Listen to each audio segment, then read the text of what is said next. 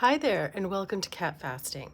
So, this is this week's update. This is the first week that I did two 48-hour fasts instead of alternate daily fasting Monday, Wednesdays, and Fridays from 38 to about 42, 44 hours a day.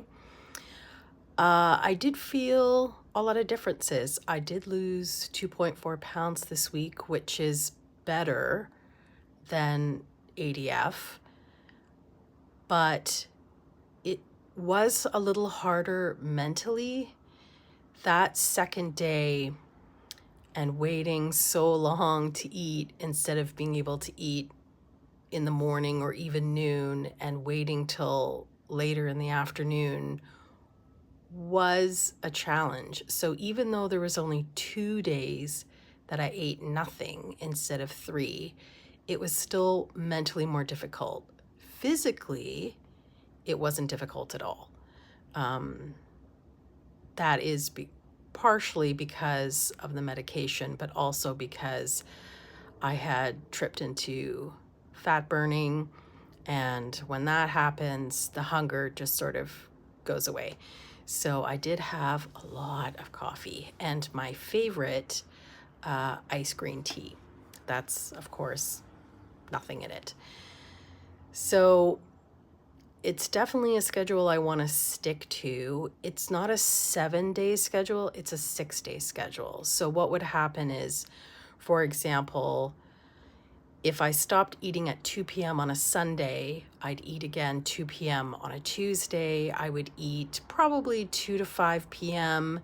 Then on the Wednesday, I can pretty much start whenever I want because that fast is in between the Tuesday and the Wednesday isn't super important to me.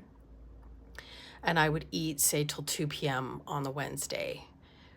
Both the day I break my fast and the following day are regular calorie, maintenance calorie days. There is no dieting or restriction ever on days that I eat. That is really important to protect my metabolic rate. I don't want my body to panic. I want it to have a full fast day, get into autophagy, have a break with digestion, take care of business, burn my stored fat, my stored glycogen, and hopefully my loose skin for some protein. And on the eating days, I need my body to know, hey, food is still available. I'm not going to panic. Now, I did front load nutrition. So the first things I put in my body when I break my fast, it has to be really, really gentle. It has to be small little amounts. So I do sort of make my plate, and I do post some of the meals that I eat during the week in a short format on this channel. But for example, I may have a cup of coffee with a couple teaspoons of canned coconut milk. I take the canned coconut, I blend it, put it in a container, and just use teaspoons as needed. It's actually really yummy, and it's some good fat in my body, and it's such a tiny little amount. I'll have a little break, and then I may have some avocado with some olive oil, maybe some hemp hearts, and eat that really, really slowly. And then I have things like protein, tofu, eggs, vegetables. I do want to make sure that I'm not dumping anything that's going to spike my blood sugar like outrageously after a fast. Not just because of health or weight loss benefits, but gastrointestinal problems can happen if I put sugar or carbs in my body right away.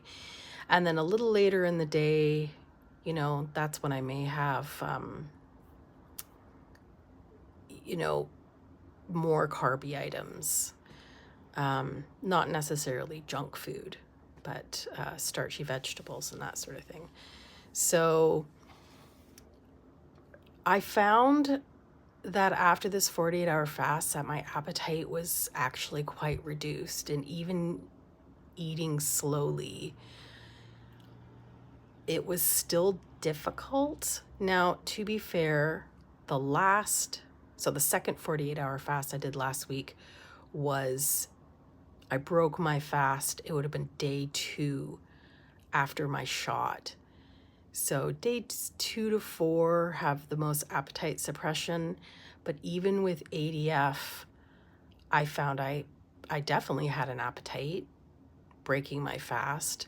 But this one, it was almost difficult to get the food in, but not in a way where I didn't want to eat. I did want to eat, but I definitely didn't want to overeat. And I have to say, any cravings or desire for anything nutritionally devoid was almost zero. And even if it did come into my mind, it was so fleeting, and it was just a mental issue of cravings from the past, of memories of consuming those foods in the past.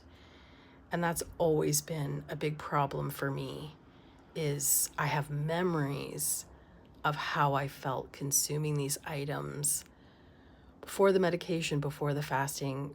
But even if I think I can recreate that, I find I can't. I can't finish. It's no longer tastes good. And one thing I do notice from therapeutic levels of fasting is that when I do eat, nutrient-dense foods taste unbelievably delicious. And anything that is nutritionally devoid, all I can taste is chemicals, and it'll taste bland and greasy.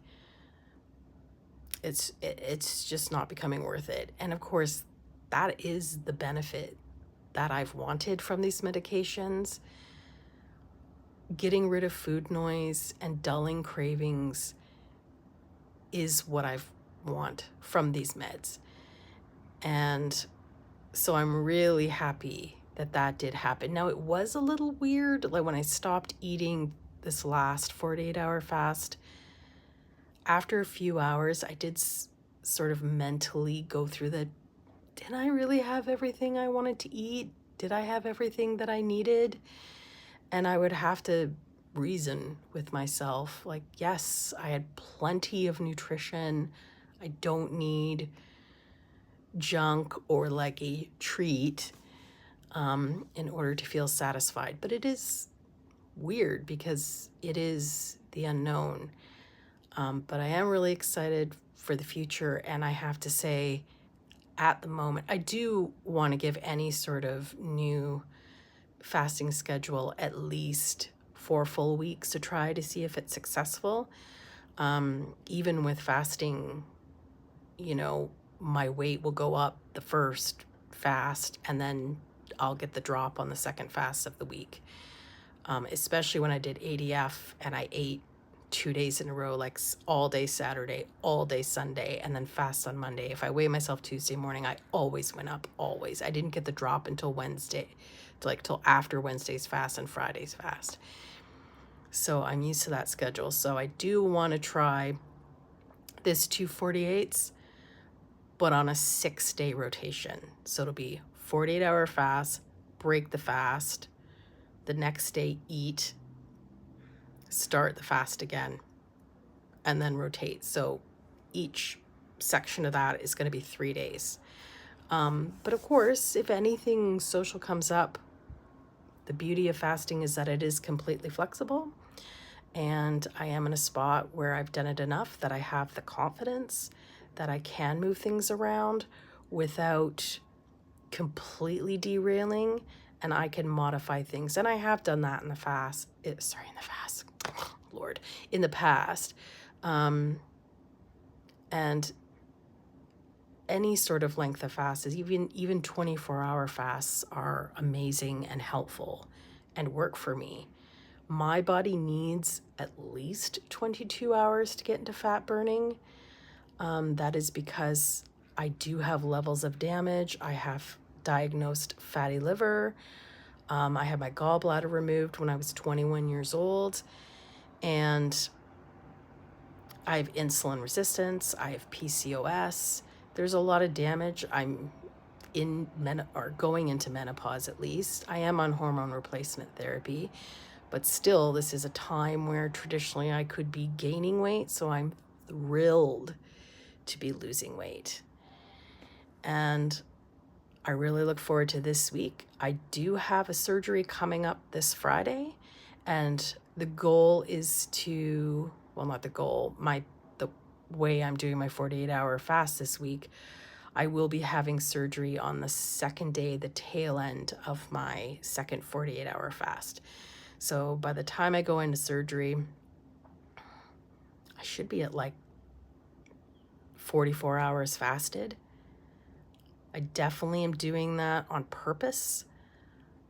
I get really bad anxiety in new situations. So going into surgery with an empty stomach will help me greatly. I won't have stomach churning going on. Fasting also makes me feel very calm, which is interesting and a really, really big non-scale victory for me. And I also want to make sure that I don't have any food stacking or residual food in my stomach for the medications that they give me, because I'm not going under. It will be local anesthesia only. So I want to make sure that those drugs work big time. And it'll be interesting as well to see if the fasting helps or improves healing at all. And I will absolutely film that and show the results. This is the second time I'm having this surgery, and the first time I wasn't in a fasting routine. So that is coming up, and it will be embarrassing because it is my face. So everyone have a good day, and thank you for watching.